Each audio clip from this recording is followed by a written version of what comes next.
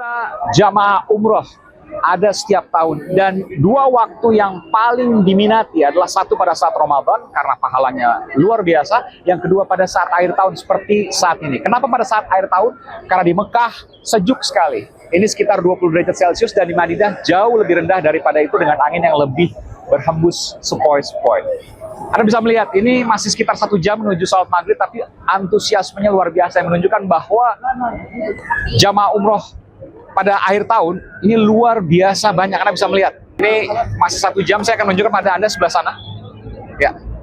Tetapi sudah siap-siap para jamaah umroh untuk melaksanakan sholat maghrib ya. Padahal masih sekitar 1 jam lebih sedikit, dan mereka sudah siap untuk duduk di sana karena menuju 1 jam nanti, menuju sholat maghrib nanti sekitar mungkin 15 atau setengah jam ke depan, ini akan banyak pintu-pintu yang ditutup.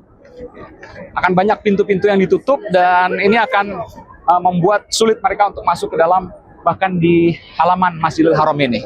Dan para petugas yang sering disebut dengan askar sudah berjaga. Sebenarnya saya tidak boleh untuk menempel di sini karena ditegur ya, karena ini menghalangi jalan. Ada banyak dari warga seluruh dunia yang di sini. Tadi saya beberapa sempat menanyakan, hello, where are you from? Malaysia. Malaysia. Oh, Indonesia. Ya. Okay. Assalamualaikum. Waalaikumsalam dari Malaysia. Ada banyak sekali ya. Okay. Hello, assalamualaikum. Where you come from? Where you come from? Egypt, Mesir. Oke. Assalamualaikum. Dari berbagai belahan dunia. Halo, assalamualaikum. Where you come from? Where you come from? Yusuf. Where you come from? Country? China. Dari China, luar biasa. Okay. What city? No English. Arabic شوية. English no. English no. Okay. But from China. نعم. Salam. Naam. Assalamualaikum. Okay. Untuk maghrib, salah. نعم. Okay. Kabar Pak Aiman? Baik. Dari mana? Dari NTB. NTB, dari Lombok nih, masya Allah, dari Indonesia. Okay. Tetap mengerti. Ini banyak sekali ya, bahkan jalan pun susah. Siapa namanya? Muhammad Syukri. Oke. Dan setiap tahun saya merasakan semakin banyak Ya ya. benar. Lebih-lebih ini akhir tahun. Akhir tahun ya. Lebih nanti Ramadan, masya Allah. Masya Allah. Terima kasih. Oke. Baik, terima kasih. Waalaikumsalam warahmatullahi wabarakatuh. Dan itulah kondisi akhir tahun jamaah umroh di Makkah Al-Mukarramah, pelataran Masjidil Haram. Gak apa, terima kasih. Saya bosan terlindas. Gak apa, memang luar biasa di sini. Dari Makkah Al-Mukarramah, pelataran Masjidil Haram, Arab Saudi, Aiman Wicaksono melaporkan. Pemirsa, hari ini ruas jalan tol Cipularang Purwakarta Jawa Barat dari arah Jakarta menuju Bandung padat. Kendaraan pribadi mendominasi. Kendaraan dari arah Jakarta menuju Bandung ramai melintas di ruas jalan tol Cipularang, tepatnya di kilometer 82 jalur A, sekitar wilayah Jatiluhur, Purwakarta, Jawa Barat. Lonjakan kendaraan di ruas tol ini didominasi oleh mobil pribadi berplat nomor B serta bus angkutan umum. Di libur panjang tahun baru, banyak warga Jabodetabek yang mau mudik dan berwisata ke sejumlah lokasi di Bandung dan wilayah Jawa Barat lainnya. Diperkirakan ramainya arus kendaraan dari arah Jakarta menuju Bandung di jalur bebas hambatan akan terjadi hingga Rabu esok.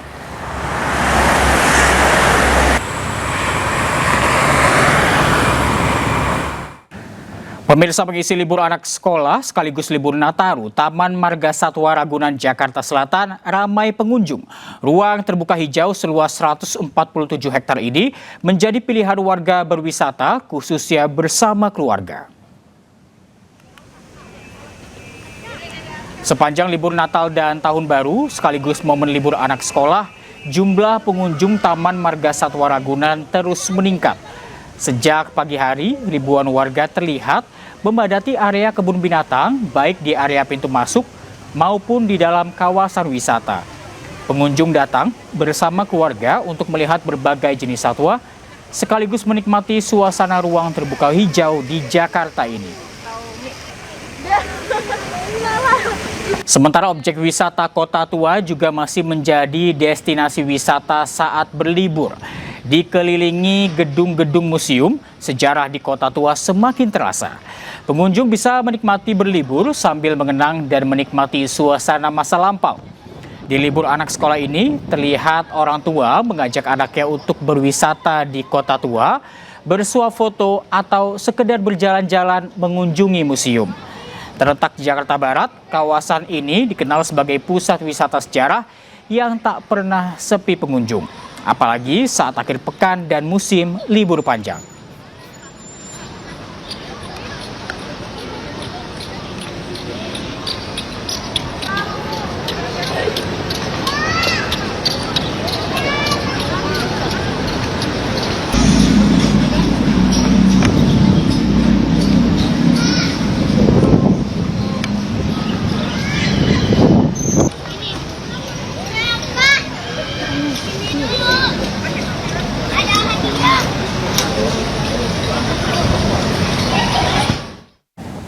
Ya pemirsa, jelang malam pergantian tahun, persiapan panggung hiburan di kawasan Bundaran HI Jakarta hampir selesai. Meski tak ada kembang api, namun beragam hiburan disajikan untuk warga Jakarta dan sekitarnya dalam menyambut tahun baru.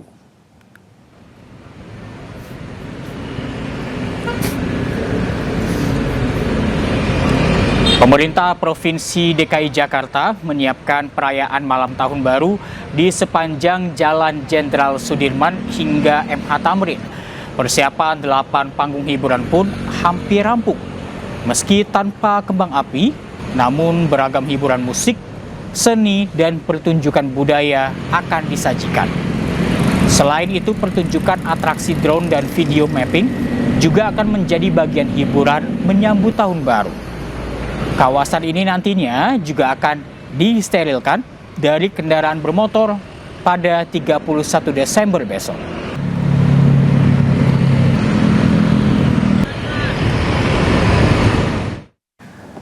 Untuk mengetahui situasi terkini suasana libur tahun baru, kita telah terhubung dengan rekan Yasmin Atania di Taman Marga Satwa Ragunan dan Ismalia di kawasan Kota Tua. Selamat siang. Rekan-rekan kita ke Yasmin terlebih dahulu. Yasmin, bagaimana keramaian pengunjung di Ragunan saat ini?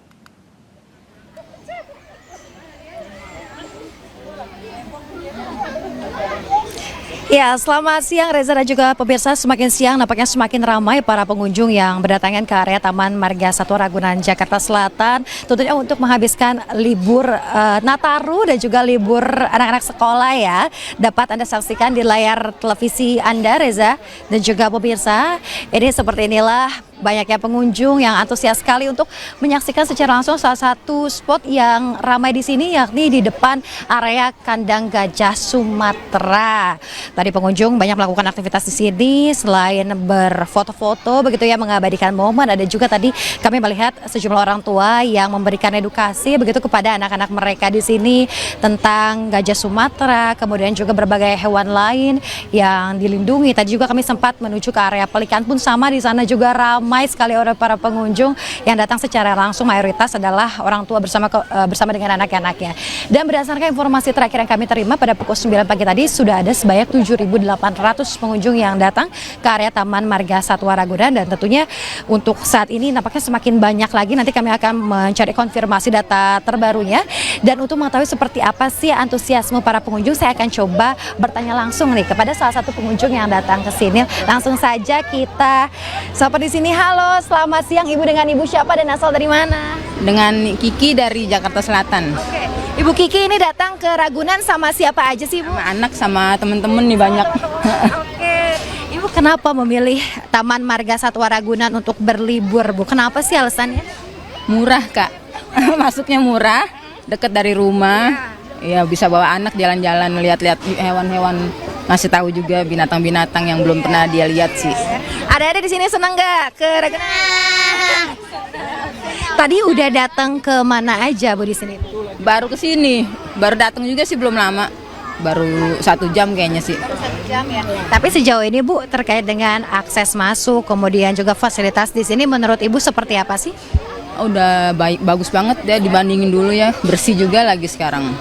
Masuknya juga gampang, bisa pakai QRIS sekarang. Berarti lebih mudah, lebih praktis begitu ya, Bu ya.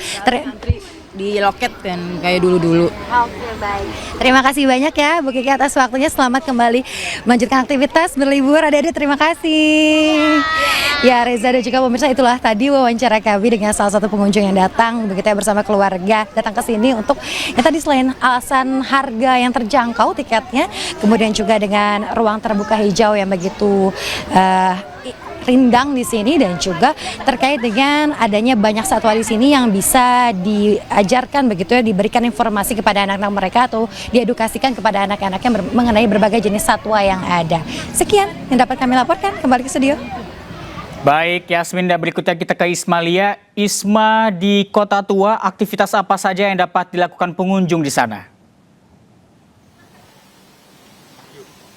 Ya, selamat siang Reza dan juga pemirsa. Betul sekali, Kota Tua memang menjadi pilihan bagi para pengunjung, terutama orang tua, karena ini memang libur anak sekolah, Reza dan juga pemirsa, dan juga ini momen libur panjang Natal dan Tahun Baru. Dan di Kota Tua ini memang menjadi pilihan selain bangunan-bangunan lama yang menawan, yang menjadi foto lebih estetik, juga bisa menyewa sepeda ontel, mungkin bisa biar jadi lebih estetik seperti itu Reza untuk fotonya. Dan juga di sini dikelilingi museum-museum seperti Museum Wayang, Museum Seni Rupa, Museum Keramik, dan juga Museum Fathahillah. Dan di setiap museumnya pasti ada event atau acara seperti saat ini di tempat kami melaporkan di Museum Seni Rupa dan juga Keramik. Ini ada event untuk membuat keramik, dan ini semua umur bisa menikmati melatih kreativitasnya Reza dan juga pemirsa. Untuk keramiknya ini dibuat dari tanah liat dan dapat dibentuk sesuai selera mereka, bisa dibikin piring, bisa dibikin mangkok, gelas, vas bunga, sekreativitasnya mereka bisa membuat apa saja.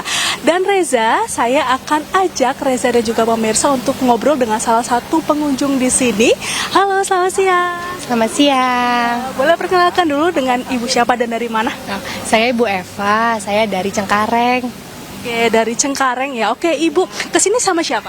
Saya kesini bawa 3 putra-putri saya, karena kan sedang liburan sekolah ya Kak. Terus kemudian scrolling, ternyata di museum ini ada pottery class. Kemudian ya sudah ditawarkan ke anak-anak, anak-anak excited sekali. Oke, Bu, dari banyaknya destinasi wisata di Jakarta ya, kenapa memilih Kota Tua nih, Bu? Karena kesini itu aksesnya gampang, pakai Transjakarta bisa, pakai KRL bisa. Yang agak ribet kayaknya kalau pakai mobil pribadi ya, agak susah nih nyari parkirannya. Kemudian kalau kita datang ke sini banyak banget museum-museum supaya bisa mengajak anak-anak, dari Museum Bank Indonesia. Kemudian di sini sendiri kan udah ada 4 ya, jadi bisa belajar sejarah, activity-nya dapat, Museum Wayang juga ada gitu sih Kak. Jadi memang selain itu mengedukasi ya Ibu ya? Edukasi anak-anak ini membuat keramik, melatih kreativitasnya seperti itu ya. Hands-on-nya kan di sini ada. Terus kalau ke Museum Wayang, mungkin nanti kan suka ada diajarin bikin wayang sederhana. Gitu sih. Oke, baik ya. Terakhir Ibu mungkin bisa disampaikan seperti apa di sini untuk pelayanannya dan mungkin fasilitasnya. Kalau mau ke sini apalagi lagi musim liburan, kayaknya lebih baik datang sepagi mungkin kali ya.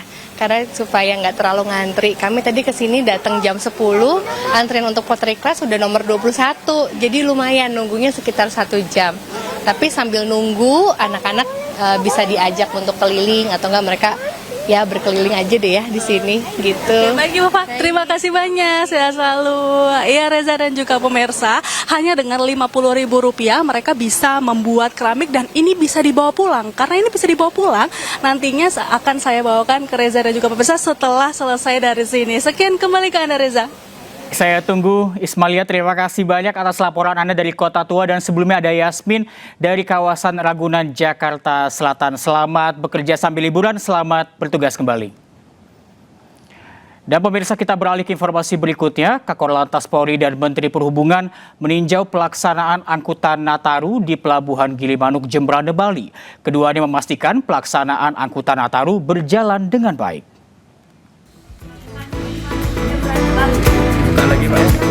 Kepala Korps Lalu Lintas Polri Irjen Pol Agus Suryo Nugroho dan Menteri Perhubungan Dudi Purwagandi meninjau pelaksanaan angkutan Nataru di Pelabuhan Gilimanuk, Jemberana, Bali. Memastikan pelaksanaan angkutan Nataru di penyeberangan lintas Ketapang Gilimanuk maupun sebaliknya berjalan dengan baik. Peninjauan juga dilakukan di pos terpadu di Pelabuhan Gilimanuk, pos TNI AL, pos Basarnas, pos Brimob dan pos Polairut Polda Bali. Pos terpadu angkutan Nataru di Pelabuhan Gilimanuk selain mengatur lalu lintas kendaraan antar pulau, juga menyiagakan berbagai sarana dan prasarana kebencanaan. Sejumlah peralatan disiagakan guna mengantisipasi bencana akibat cuaca ekstrim di tengah meningkatnya arus pergerakan orang selama angkutan Nataru. Berkat kolaborasi dan sinergitas, kami semuanya berada di lapangan untuk meyakinkan bahwa perayaan Tahun Baru nanti berjalan dengan lancar, termasuk kesiapan kita pengamanan arus balik, baik yang ada di pelabuhan, di jalan tol, termasuk juga yang ada di arteri, demikian juga yang sedang melaksanakan wisata, liburan dan perjalanan. Tentunya negara harus hadir untuk menjamin baik Kamtipmas dan Kamstel Tiga atas berjalan dengan lancar. Kapal-kapal yang akan digunakan dalam penyeberangan adalah laik laut, kemudian memperhatikan hal-hal yang kecil, berkolaborasi dengan seluruh stakeholder yang ada supaya kita memastikan masyarakat bisa terlayani dengan baik, dan juga yang paling penting adalah kita mengantisipasi hal-hal yang mungkin tidak kita harapkan tapi harus kita antisipasi. Sebagaimana kita ketahui bahwa cuaca belakangan ini memang beberapa saat kurang bersahabat, ini juga harus diantisipasi. Menteri Perhubungan dan Kakor Lantas Polri juga menyerahkan bingkisan tali kasih kepada petugas lapangan sebagai wujud dukungan dan dedikasi telah melayani masyarakat selama angkutan Nataru. Tidak itu saja, rombongan juga menyerahkan 80 bingkisan kepada para pemudik yang hendak menyeberang ke Pulau Jawa. Dari Jemberana, Bali, Nyoman Sudika, iNews melaporkan.